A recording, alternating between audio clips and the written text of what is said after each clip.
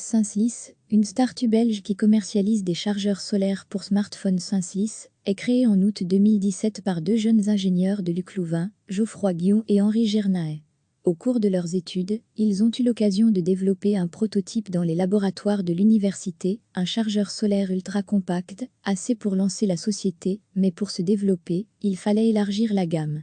À ce stade, deux produits existent, le chargeur solaire pour smartphone et le portefeuille avec une batterie comme l'explique Geoffroy Guillon. On a d'abord des produits qui vont être un peu plus grands, qui vont plutôt être des formats A4 par exemple, qui sont des produits équipés de technologies solaires assez avancées et qui permettent donc vraiment un rechargement rapide.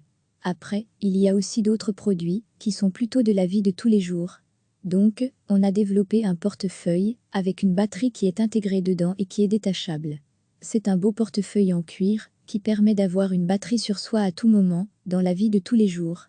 Et on continue à travailler vraiment sur des batteries qui puissent charger des ordinateurs par exemple, ou des adaptateurs qui permettent de recharger plusieurs appareils en même temps de manière rapide. Synsys est en pleine ascension, mais l'entreprise reste tout de même, ce qu'on appelle une TPE, une très petite entreprise.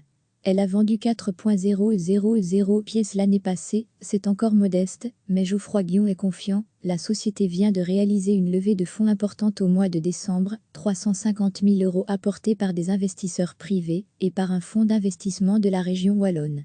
On vise une rentabilité et donc une autonomie de l'entreprise dans les 6 mois qui viennent, et c'est vraiment principalement la vente.